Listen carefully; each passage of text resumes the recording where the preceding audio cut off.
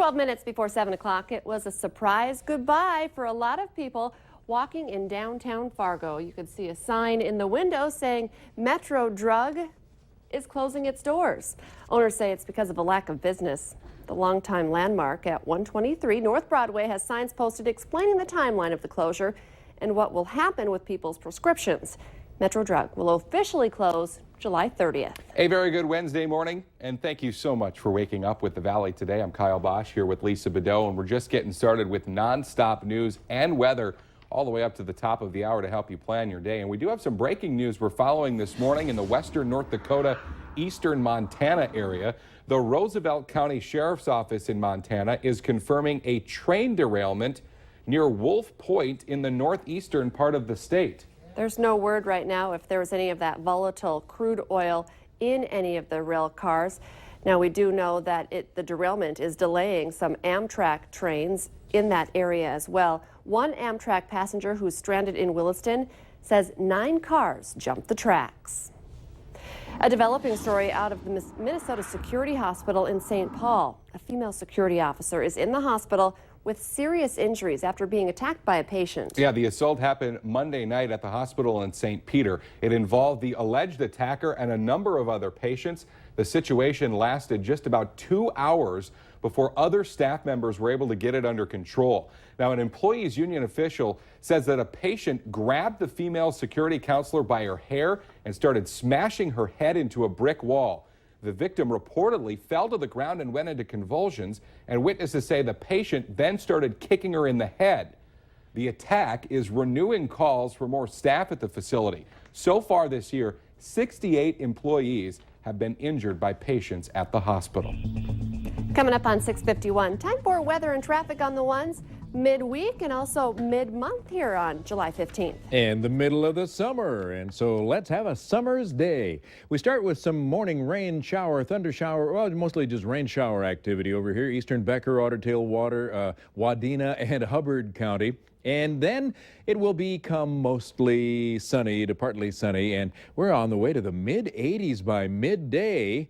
And on this midday of the middle of the month in the middle of the summer, here we go for some good old heat and humidity, enough to fire up some thunderstorms that are currently in between Bismarck and Minot, and they'll be in between Jamestown and Devil's Lake by about 5 to 6, 7 o'clock, and move through eastern North Dakota and the lakes area of Minnesota once again about 10:30. Could see some strong thunderstorm potential moving into west central Minnesota. Partly sunny, warm and muggy. Storms late day, 85 to 87 the top temp this afternoon in southeastern North Dakota and west central Minnesota. Around the water, maybe 82 to 85, but nonetheless warm and muggy. Watch out for the thunder, especially if you're out there on the water. Watch out for the lightning. Thunder is just the after effects.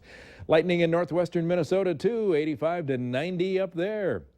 Northeast North Dakota, that's where, again, in the Candu, Devil's Lake, Carrington, New Rockford area, where we could see some thunderstorm potential move in as early as mid-afternoon, because it's made it into the central part of the state now, and won't be too long. It'll be over here in the Highway 281 corridor. So early afternoon, watch out for that. And there's some shower activity. Got another one just forming up there north of Cotton Lake, up there in northern central parts of Becker County and northeast of Wadena. Little lightning and thunder happening this morning. 70 in Fergus, 68 Fargo. Grand Forks, East Grand Forks, 65 with a southeast wind at 3. And in Fargo-Moorhead, 68, mostly sunny. Traffic update now. Here's Al Ahmed. Busy traffic morning out here on the Metro Interstate Loop. Interstate 94 is most busy westbound, but there's a heck of a lot of traffic eastbound as well. Extra caution around those ramps. Northbound I-29 is typically busy. Lots of congestion through that work zone, though, which stretches from roughly 32nd Avenue South all the way to 12th Avenue North. And again, there's a bump left over because of the pavement blowout that we had last night. I thought on southbound Interstate 29. It's right near the area near the Paradiso, and the crews have been out there. They fixed it. They're out there again early this morning working on it, but there's still a bump out there and some fresh tar, so make sure you're looking out for that. Bottom line is lots of road work around the area. Make sure you are driving extra carefully. on I-29 in North Fargo, Willamette Valley today, traffic.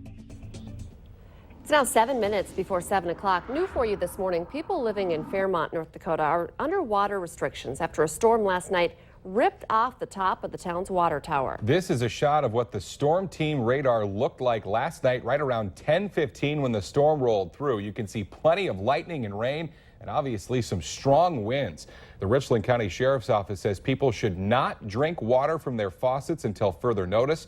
The Red Cross has been called in to bring drinking water to the town. North Dakota has its first confirmed case of the West Nile virus this year. The victim, a 40-year-old woman from central North Dakota. Parts of Minnesota and the city of Grand Forks have also discovered mosquitoes infected with the virus. We talked with Sandy Link of Morton, North Dakota, who knows firsthand what it's like to deal with the West Nile virus. A lingering effect of the infection is leaving her left arm shaking. But that's one effect that she says she'll live with because she's heard of worse cases like convulsions, high fevers, and even deaths among younger people. She says she uses a lot of bug spray when she goes outside now, which experts say is the best way to prevent West Nile virus. The head soccer coach at Champlain Park High School in Minnesota is accused of having sex with a 13-year-old boy. 31-year-old Rebecca Noonan was arrested Monday and has been charged with criminal sexual conduct. Court documents say Noonan was friends with the boy's mother and was at his home last August or September while his mother wasn't there. She's accused of going into the boy's room and having sex with him. The boy told his siblings, who then called police. Police are looking for help tracking down a Fargo woman accused of multiple felony charges related to damaging her former apartment. Anisha Abdul did not show up for court yesterday. She allegedly refused to pay rent, and then when she was evicted, she started punching holes in walls, ripping up carpet, tearing apart hardwood flooring, and breaking a window. The apartment owner says there was more than $13,000 in damage to that unit. A man is recovering from non-life-threatening injuries after his car drove off I-94 and into the Pelican River in Otter Tail County. Happened around 6 last night near Fergus Falls. The State Patrol has identified the driver as 41-year-old Saeed Shamarki of East Grand Forks. Troopers say they're still trying to figure out exactly why the car went off the road. Drivers can expect closures on 25th Street, 52nd Avenue, and the I-29 ramps in South Fargo today as movers relocate a home. The move starts around 9 this morning and is expected to last most of the day. The route starts at the Rose Coulee Bridge, travels south along 25th Street, then west on 52nd Avenue to 38th Street. From there, it will be moved off the roadway to a nearby field. There may be a number of new breweries in the Fargo-Moorhead area, but one business is expanding to produce even more. Yeah, Proof is not a brewery, but a brand new micro distillery. And they're making up vodka, gin, and whiskey right here in Fargo. The Valley Today's Christy Larson is joining us live from the Proof Distillery in North Fargo this morning. A little sneak peek before the public can get in during the street fair this week. Christy? That's right, Kyle and Lisa. And now we're standing inside of the tasting room right behind this bar. And the bar actually does have a pretty neat story. So Joel Kath, this bar is very old. From the 1890s originally. The last 40 years it's spent up in Grand Forks in the Down Under bar. We rescued it from there just before its demolition about a year and a half ago. And this whole idea of Proof Artisan Distilleries, that's been in mind for a long time, in the works for a long time, and you really couldn't do it without thanking a lot of the family that has come up and helped you, even people who helped move this bar from Grand Forks to here for you, a lot of people that have been involved in this. Yes, we're very thankful. My brother Jay has been very instrumental. My son Jameson is here running the gin still earlier. Friends and family, other owners and volunteers of us. We couldn't do it without them, as well as all of the contractors that we've been working here for well over a year, constructing and getting things ready. And again, you're going to be opening up just for a little sneak peek for 3 days and then closing before you open in the fall officially. So why would you encourage people during the street fair come down here Thursday, Friday, Saturday starting at noon? It's a very cool facility as when you walk in and see. It is unique to the area, unique to a number of states around here that have a distillery associated with a bar/restaurant all in one site. Yeah. And so you can come by again. They're off of 4th Avenue North in between 5th and 4th Street. And you can get some of their products already in some of our liquor stores. And Kyle and Lisa, I did have to try one last thing. This is the Two Docs Cream. So just one more little taste test before it comes out for you guys as well. Journalistic integrity requires the taste test.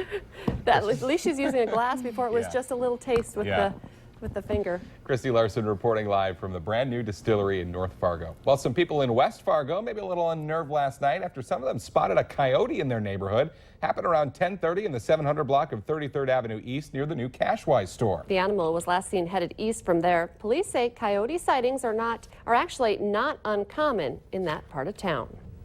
Let's get our answer now to our question of the morning on Facebook. The average American kitchen has 5 of these. The answer, takeout menus. Of course, because sometimes you just stare at those pots and pans and decide, not a chance. Not gonna, I don't want to do the dishes after the Yeah. fact, let alone get them out to start. And I can't cook rice like they can. Yeah. It's true. Quick check of, well, actually I can. The quick check of the forecast includes warm, muggy beginning. Parenthetically, that's nice, because it's summertime. Humid and sticky midday, and we'll have some thunderstorms this afternoon. So I'll be adding your number to my I was list gonna of say, takeout Okay. menus. Yeah. Do you deliver? Actually, that'd be even You better. made a mistake. Hey, for friends, you bet. Have a great day. More local news and weather in just 25 minutes.